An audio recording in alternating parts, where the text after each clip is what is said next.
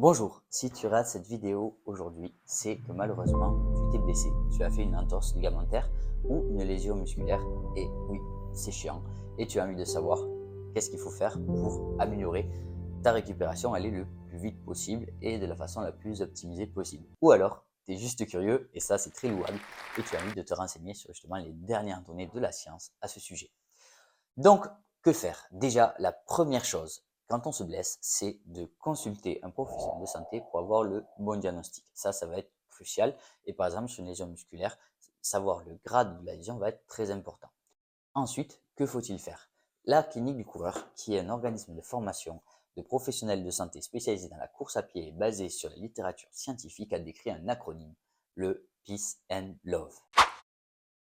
Oui, et non, ce n'est pas un organisme de hippie, ce n'est pas une secte, c'est très professionnel et vous allez voir, c'est très intéressant aussi. Si tu te demandes également si tu dois mettre du chaud ou du froid sur une entorse-cheville, sur une lésion musculaire, je t'invite à aller voir la vidéo sur la thermothérapie qui est très complète par rapport aux dernières recommandations scientifiques à ce sujet. Et oui, sur une entorse-cheville ou sur les lésions musculaires, maintenant, on met plus de glace ou on évite. Donc, le Peace and Love. P de protection. Pourquoi? Parce que il faut protéger. Ça fait beaucoup de P, on est d'accord. Donc, il faut protéger la lésion de façon à éviter de suraggraver cette blessure. Donc, on va éviter de la mettre en charge et de faire des mouvements douloureux pendant les premiers jours, pendant les 3 premiers jours. Attention, il ne faudra pas la surprotéger. La plupart des lésions ont besoin d'être mobilisées très précocement. Donc, c'est votre professionnel de santé qui pourra vous guider par rapport à ça. La deuxième lettre du mot PIS est E, Elevation ou élévation. Pourquoi? Pour favoriser le drainage du liquide interstitiel qu'il va y avoir justement dans votre blessure, puisqu'une blessure, ça va faire un saignement, et ce saignement, le fait d'élever au-dessus du cœur, va favoriser le retour veineux et donc du coup le drainage de tous ces tissus. Les preuves scientifiques par rapport à ça sont modérées. Par contre, le rapport bénéfice-risque est très intéressant puisque vous ne risquez rien à élever votre jambe. Donc, Elevation. Troisième lettre. Celle-là, des fois, elle pose un peu à controverse. Là, le A de Avoid, pour éviter les anti-inflammatoires. L'inflammation est intéressante pour la cicatrisation. C'est elle qui amène tous les nutriments et toutes les cellules qui vont permettre la bonne cicatrisation pour l'inflammation. Ce n'est pas bon, mais l'arrêter, c'est notre processus naturel de guérison. Alors, on va éviter les anti-inflammatoires dans un premier temps, justement pour laisser cette inflammation se dérouler et avoir une bonne cicatrisation. C'est l'étude de Wurberg en 2018 qui justement a montré les effets néfastes de la prise d'anti-inflammatoires dans le cas de lésions aiguës, par exemple d'entorse de cheville. Pour les lésions musculaires, ce sera le même problème. On peut également se poser la question de la cryothérapie qui justement a tendance à diminuer l'inflammation. Alors oui, ça diminue la douleur et ça diminue l'œdème, mais le problème est que ça ralentirait également la cicatrisation et l'apparition des cellules qui vont permettre et favoriser la bonne récupération. Donc on aurait tendance à éviter le froid désormais. Encore une fois, dans la vidéo thermothérapie, vous pourrez avoir beaucoup plus de références scientifiques à ce sujet. Le C de compression. Quand on a une blessure, ça a tendance à gonfler, ça fait un saignement, et c'est pour ça que des fois on se retrouve avec un genou énorme, une cheville énorme, et on se dit oui, aïe, aïe, aïe.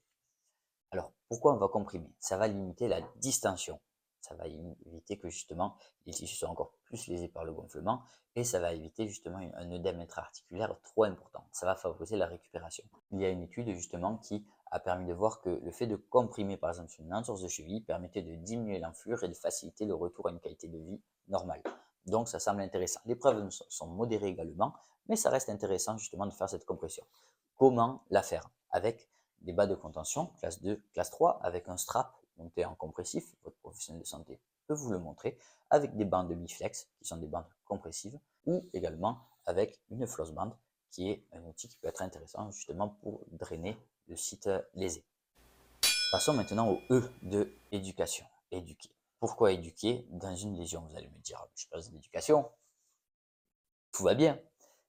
Ça va être une éducation par rapport à la lésion. Il y a trop de langage nocebo et ce E est plus destiné aux professionnels de santé qu'aux patients. C'est parce que le problème, lorsqu'on s'exprime auprès des patients, si on a un langage aggravationniste, je suis pas sûr que le mot existe, ça va modifier la vision de la blessure du patient. Il va avoir l'impression que c'est quelque chose de grave, qui va avoir des conséquences à long terme et ça va justement favoriser l'apparition de ces conséquences. Donc, il va falloir justement éduquer le patient, à lui dire que le mouvement va être bon pour lui, que justement ce mouvement-là va faciliter sa récupération et que ça va aller bien. Et vous allez voir, dans le love, il y aura le O de optimiste. Et c'est pas pour rien. Donc là maintenant, ça y est, vous êtes en paix. Ouf, ça c'était un sacré mauvais jeu de mots.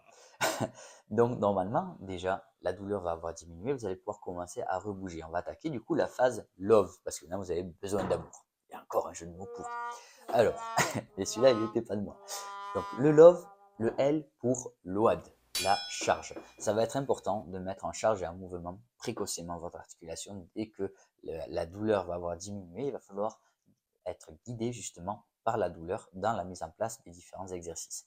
Pourquoi? Parce que le fait de mettre en charge votre articulation va permettre de faire un stress mécanique où votre corps va s'adapter et guider la cicatrisation. C'est comme ça que vous allez récupérer votre fonction et du coup récupérer une zone lésée viable. Le haut de optimisme. Et oui, il faut être optimiste parce que les croyances de nos patients entraînent beaucoup de conséquences. C'est-à-dire que si on croit qu'on va aller mal, eh bien très souvent on va mal. Et si on croit qu'on va avoir des complications, eh bien c'est pareil. On s'est rendu compte en 2016 avec l'étude de Briette que les croyances et également les émotions pouvaient influencer de façon très importante le degré de physiopathologie, donc la blessure et les conséquences qui vont en découdre. Donc ça va être important d'être optimiste, de montrer aussi que la plupart des lésions ligamentaires ou musculaires cicatrisent bien avec une bonne rééducation et que justement la rééducation active va faciliter cela pour revenir à un état de forme parfait. Donc, soyez optimistes. V, le V de vascularisation. Pourquoi la vascularisation? L'exercice aérobie facilite le flux sanguin dans le corps, ce qui va faciliter justement tout ce qui va être échange, métabolisme et en plus même votre morale. On s'est rendu compte que le fait de faire des exercices aérobies lorsqu'on avait une blessure, dans des exercices aérobies non douloureux, on est d'accord, permettait d'avoir moins de douleur et donc de prendre moins d'antidouleurs. Donc génial.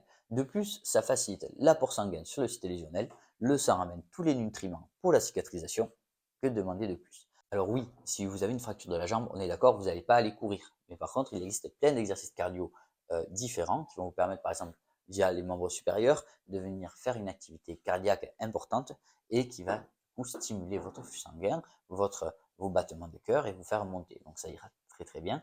On a des études qui montrent que justement, le fait d'avoir cette activité cardiaque facilite le retour au travail, facilite le retour à la fonction et comme je vous ai dit juste avant, diminue le besoin d'antidouleur. Donc vraiment, foncez.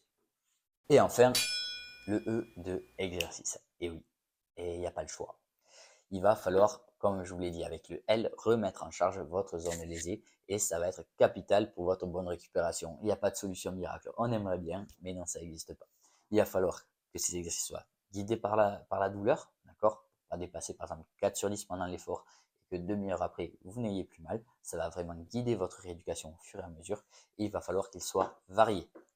Pour une lésion musculaire, vous allez commencer avec de l'excentrique, des fois même à J1 selon les recommandations. Et justement, vous allez mettre en charge pour avoir ce stress mécanique sur vos tissus qui va entraîner justement l'adaptation et faciliter la récupération de toute cette zone.